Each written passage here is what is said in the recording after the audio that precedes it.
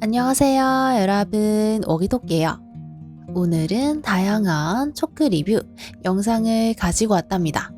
옷을 만들거나 자파를 만들 때 초크로 내가 만들고자 하는 것을 그린 후 작업을 해야 하잖아요. 근데 이 초크의 종류가 굉장히 다양하다는 것을 모르시는 분들이 꽤 있을 것 같아서 오늘은 다양한 초크 리뷰를 해볼까 합니다. 그럼 이제 시작해볼까요? 첫 번째로 소잉에 입문하시는 분들이 쉽게 접하실 수 있는 초크예요. 로얄 초크는 많은 분들이 가지고 계실 것 같은데 가장 기본이 되는 초크랍니다. 이렇게 삼각형 모양으로 생긴 분필이라고 생각하시면 돼요. 떨어뜨리면 깨질 수 있으니 보관할 때 항상 주의하셔야 한답니다. 원 단위에 그려보면 이렇게 선명하고 가는 라인이 생겨요. 가루를 고체화시킨 것이기 때문에 손으로 문질러 보면 가루가 떨어지는 느낌으로 쉽게 지워져요. 확실하게 지울 때는 물로 지워주면 된답니다. 원단에 따라 지워지는 정도가 다를 수 있으니 특히 밝은 원단은 꼭 테스트 후에 로얄 초크를 사용해주세요. 초자고는 파라핀 성분이 함유되어 있는 초초크랍니다. 양초를 초크 모양으로 만들었다고 생각하시면 될 것 같아요. 초크 중에 가장 잘 부서지는 초크여서 항상 보관 시 주의해야 한답니다. 그리다가도 잘 부서져요. 원단 위에 그려보면 굉장히 부드럽고 선명하게 뚜렷한 라인이 그려진답니다. 손으로 문질러 보면 로얄 초크보다 상대적으로 덜 지워져요. 열에 녹는 양초처럼 초자고 또한 다리미 열로 지우는 것이 가능한데요. 다리미로 지워보면 아주 깔끔하게 지워지죠? 그렇기 때문에 겉면에 디테일 표시를 할 때 주로 사용하는 초크예요. 이렇게 다시 한번 비교를 해보면 선명도는 거의 차이가 없는 걸 볼 수 있어요. 필요한 상황에 따라 골라서 사용하면 된답니다. 초크는 모서리가 무뎌지면 갈아서 사용을 해야 하는데요. 먼저 초크 샤프너는 톱니같이 생긴 샤프너에 초크를 넣고 모서리를 갈아주는 도구예요. 잘 사용하시는 분들도 있을지 모르겠지만 저는 개인적으로 마음에 들게 갈리지 않아서 추천하지는 않아요. 제가 추천하는 도구는 바로 네일 파일인데요. 아주 간단하고 빠르게 초크를 갈아내는 게 가능하답니다. 갈아낸 가루들이 파일 표면에 붙어 있어서 뒷정리도 편해요. 마지막으로 제일 정석적인 방법인 칼로 갈아내는 방법이에요. 칼질이 능숙하지 않으신 분들은 앞서 보여드린 두 가지 방법으로 초크를 갈아서 사용하시면 된답니다. 두 번째로 펜의 형태를 하고 있어서 사용감이 좋은 초크펜이에요. 수성 초크펜은 이름에도 있다시피 물로 지워지는 성분이 들은 사인펜 타입의 초크예요. 때문에 사용 시 잉크 마름을 주의하면서 뚜껑을 꼭 닫아줘야 한답니다. 생김새는 펜 쪽이 두꺼운 사인펜처럼 생겼답니다. 원단 위에 그려보면 정말 사인펜으로 그리는 느낌이에요. 액체가 원단에 스며드는 방식이라서 손으로 문질러도 지워지지 않는답니다. 기화성 초크펜은 시간이 지나면 자국이 사라지는 초크랍니다. 펜 쪽은 사인펜의 형태를 하고 있어요. 때문에 사용 시 잉크 마름을 주의하면서 뚜껑을 꼭 닫아줘야 한답니다. 원단 위에 그려보면 수성 초크펜보다는 연하고 가는 느낌으로 그려져요. 또 액체가 원단에 스며드는 방식이라서 손으로 문질러도 지워지지 않아요. 이레이저 펜은 수성 초크펜과 기화성 초크펜을 지울 때 사용하는 액체 지우개랍니다. 펜 쪽은 사인펜의 형태를 하고 있고 아무런 색이 나오지 않아요. 특정 라인을 지워야 할 때 이레이저 펜을 사용하면 디테일한 지우기 작업이 가능하답니다. 전체적으로 지울 때 가장 빠른 방법은 분무기로 적셔서 없애주는 거예요. 물론 물세탁으로도 지울 수 있답니다.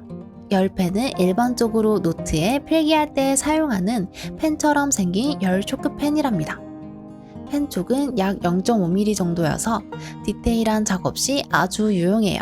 뒷부분을 열면 리필도 가능한 실용적인 펜이랍니다.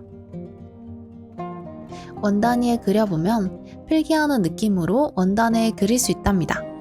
개인적으로 제가 주로 사용하는 초크이기도 해요. 열펜은 이름과 같이 열로써 지워지는 펜이기 때문에 뚜껑에 달린 고무로 마찰열을 일으켜서 지울 수가 있답니다. 이 펜은 제가 실제로 필기를 할 때 사용하는 펜인데 열펜과 같은 원리로 작용해서 초크 대신에 사용이 가능하답니다. 펜 쪽도 훨씬 가늘어서 아주 디테일한 표시가 가능해요. 그렇기 때문에 자수 작업 시 아주 유용하겠죠? 마찬가지로 달려있는 고무를 이용해서 마찰열로 지울 수 있답니다. 두 가지 다 한 번에 지울 때는 다리미로 눌러주면 손쉽게 지워져요. 마찰열로 지우면 원단 손상이 될 수 있기 때문에 되도록 다리미로 지워줍니다. 세 번째로 기본 초크를 연필처럼 만들어서 손쉽게 다듬어 사용할 수 있는 연필형 초크예요. 연필 초크는 일반적인 초크를 손에 묻지 않는 연필 형태로 만든 초크랍니다. 흔히 볼 수 있는 색연필과 아주 비슷한 모습을 하고 있어서 사용 시 연필깎이 혹은 칼로 다듬어서 사용하면 된답니다. 원단 위에 그려보면 약간의 힘이 들어가게 초크를 그어주어야 선명하게 나온답니다. 이때 원단 밀림이 있어서 손으로 잘 잡아줘야 해요.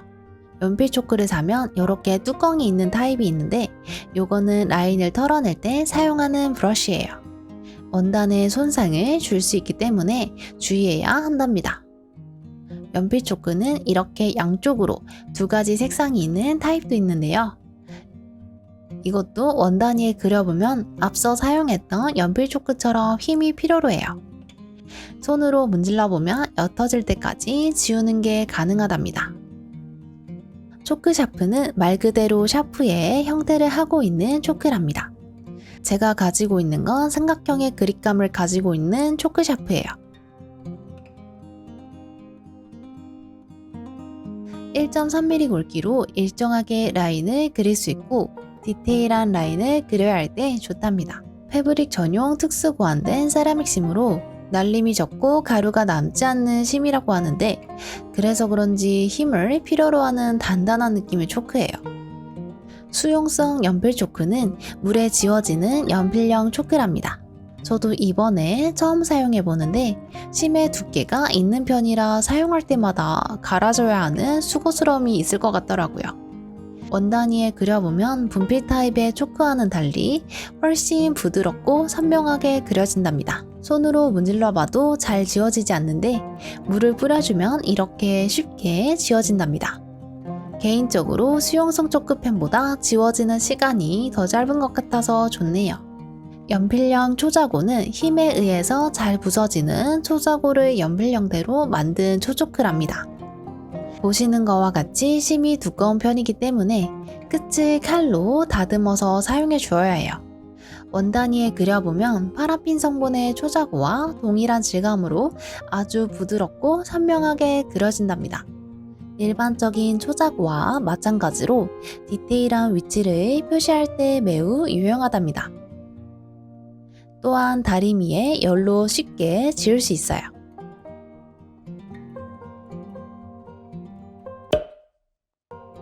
마지막으로 그 외의 초크예요. 분말 초크는 고체화하지 않고 분말 형태로 만들어 놓은 초크랍니다. 때문에 끝은 분말이 나올 수 있는 톱니 모양으로 되어 있어요. 케이스를 통해 사용하기 때문에 이렇게 열어서 리필도 가능하답니다. 케이스를 열 때는 분말 가루가 쏟아질 수 있기 때문에 조심하셔야 돼요. 원단 위에 그려보면 톱니가 도도독 하고 돌아가면서 아주 선명하게 라인이 생겨요. 하지만 원단에 문지르는 방식이 아닌 분말을 떨구는 방식이기 때문에 가루 날림이 굉장히 심하답니다. 그래서 라인에 번짐이 생겨요. 저는 개인적으로 제일 비추천하는 초크예요. 초크 페이퍼는 먹지라고도 불리우는 종이 형태의 초크랍니다. 초크를 종이에 압착시켜서 만든 거라고 생각하시면 될 것 같아요. 그래서 이렇게 손으로 문질러 보면 묻어난답니다. 이 초크 페이퍼를 사용하기 위해서는 룰렛이 필요한데요. 룰렛에 달려있는 톱니로 압력을 가해서 점선을 그어주는 거예요. 초크 페이퍼 위에 원단을 놓고 톱니로 그어서 라인을 그려줍니다. 원단의 두께가 두꺼울수록 묻어남이 덜하기 때문에 원단의 두께에 따라서 사용하셔야 해요. 문질러 보았을 때 가루 날림이 거의 없어서 잘 지워지지 않아요. 때문에 물을 뿌리거나 세탁을 해서 지워주어야 한답니다. 재단 시 시접량이 아닌 완성선을 기준으로 하시는 분들에게 꼭 필요한 도구가 아닐까 싶네요. 마지막으로 실표뜨기와 스팀질을 할 때 사용하는 시침실이랍니다. 시침실은 실이기 때문에 바늘을 꼭 필요로 해요. 실의 두께와 비슷한 바늘을 준비해서 두 겹으로 겹쳐있는 원단의 5mm 간격으로 한 땀씩 떠줍니다.